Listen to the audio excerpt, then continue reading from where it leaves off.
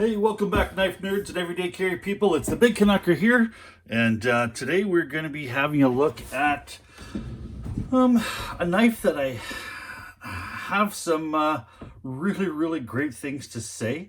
We're looking at the Spyderco Dragonfly in the ZDP 189. What an absolutely wicked little blade.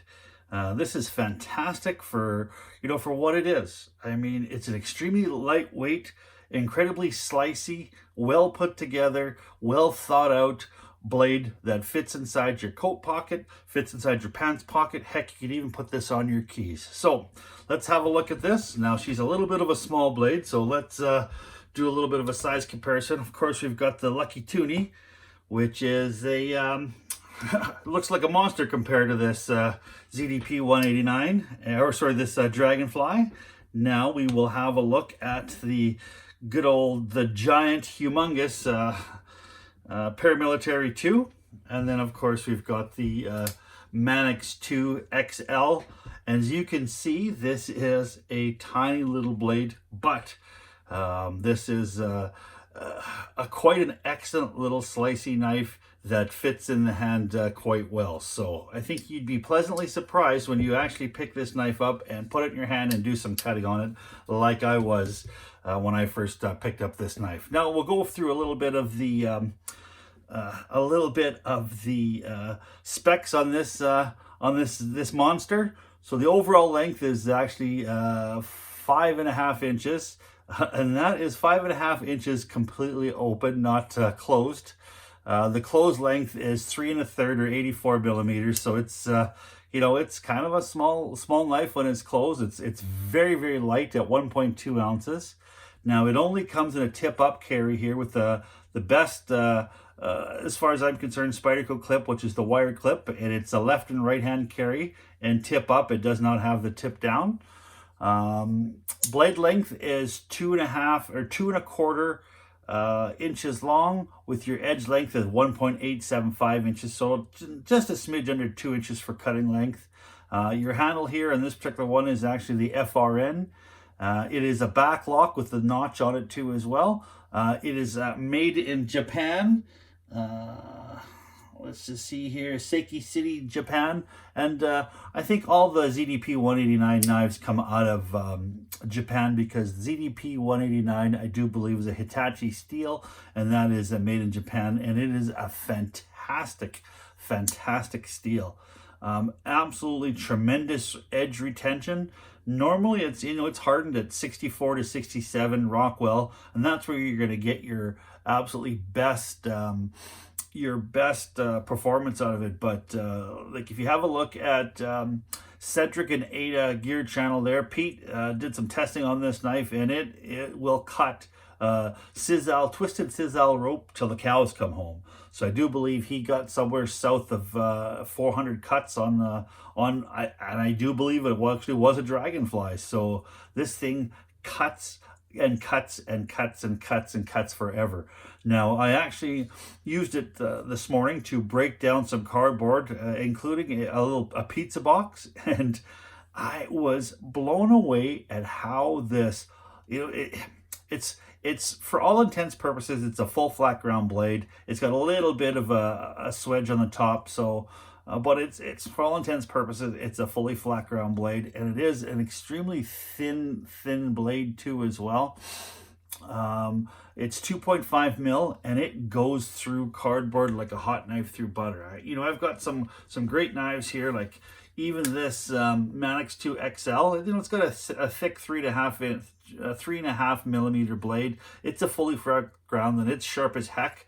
But this Dragonfly sliced through that cardboard way better than my Manix, and I was really surprised at how much control and how comfortable this knife was for being such a small knife. And I'm a big guy. I'm 6'3", 275 pounds. Not that that's going to matter with my hand size, but I've got quite big hands, and this knife fits really well in my hand. It's got a 50-50 choil here, and it allows me to get just quite, I guess if I squeezed it, I could get a four-finger grip on it. But if I'm going to use this and cut, it's more like kind of a 3.5, and it fits in the hand very, very nicely, and it cuts extremely well for the size of it.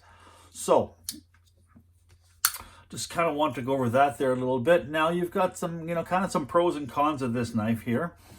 Sorry, a little bit more of the construction of the knife. It's got FRN with no liners on the inside, stainless steel, so it is just strictly FRN, and FRN is fairly tough stuff. It's actually fiberglass reinforced nylon, which is a really fancy plastic, so it is very tough. It's got the Spyderco bidirectional pattern, so you've got the grip going this way and the grip going this way, so it is a fairly grippy knife even when it's wet. It's got some fantastic choil here, or fantastic jimping here too as well. And it's a great little thumb wrap, and you've got jimping here on the bottom too as well, so you've got all sorts of control with this knife. So now you can throw this knife in your pocket with the clip. You can pull the clip off or leave it on. You can attach a lanyard here, because it does come with a small lanyard hole, and you can attach this to your knife if you desire, or sorry, your keys if you desire. So it will go inside your pocket on a set of keys. It's not that much bigger than, say, some of the smaller, even the smaller yet Spyderco knives, but like I said, it cuts big with a small package here. All right, so now we've got a little bit of pros. We've got some pros and cons here. We've got, it's very lightweight. In this particular version with the British Racing Green, it's got the ZDP 189, which is a fantastic steel. I'm going to say one of the very best steels out there. It's got great ergonomics with the choil and the jimping. The 50/50 choil is fantastic. Very thin, slicey blade.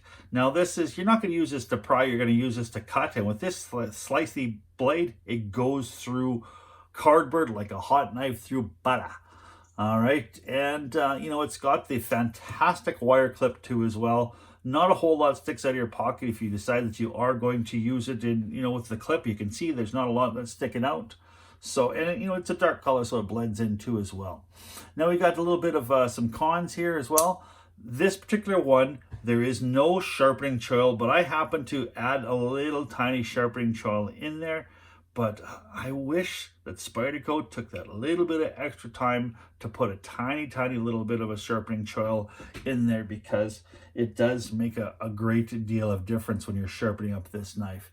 A lot of people, they try to sharpen right to the ricasso. There's always a little bit that's left unsharpened. It's kind of difficult.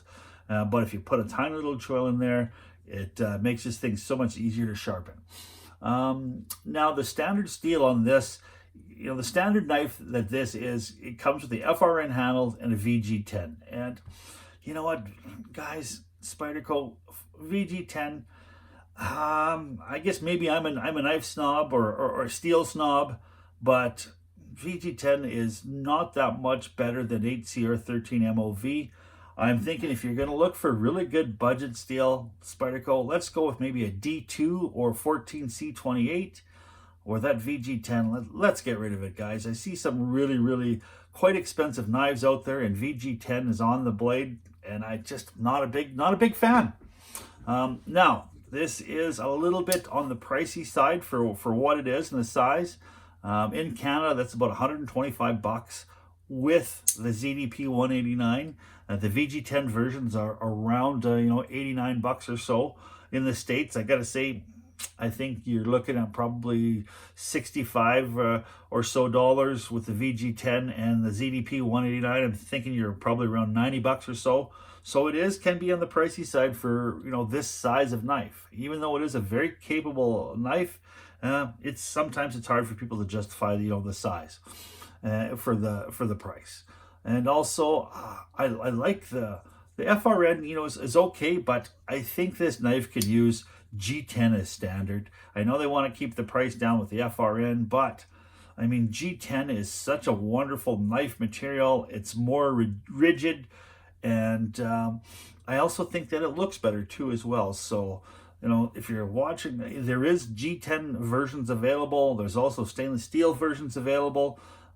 Pick one of those up, but I would love to see a G10 version with the ZDP 189. I think that's a fantastic combination. So let's see if we can make that happen.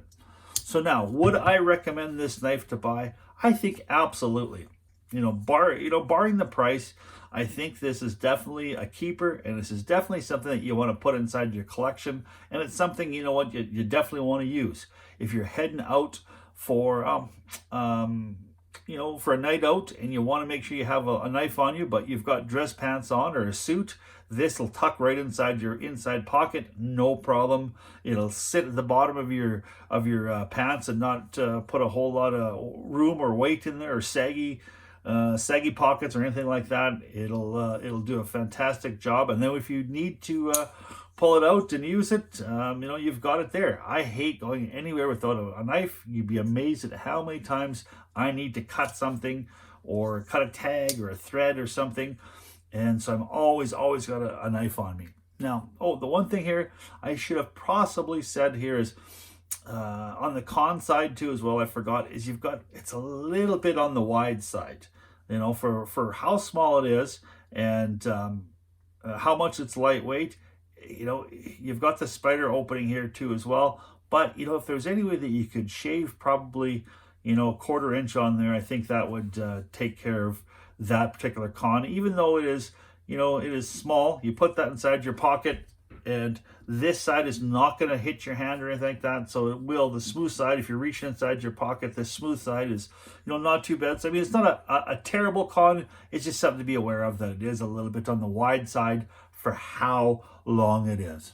All right. So I just want to say, you guys, thanks for stopping by. If you like this video, please press the like button and please subscribe. Now also, please remember, keep your stick on the ice, the shiny side up, and the point. I forgot to give it my out of 10 score. Holy doodles, I almost forgot that. All right, 7.5 out of 10. It's definitely something that you want to buy and put in your collection. All right, now let's finish that off again. Keep your stick on the ice, the shiny side up, and the pointy end away from your bits.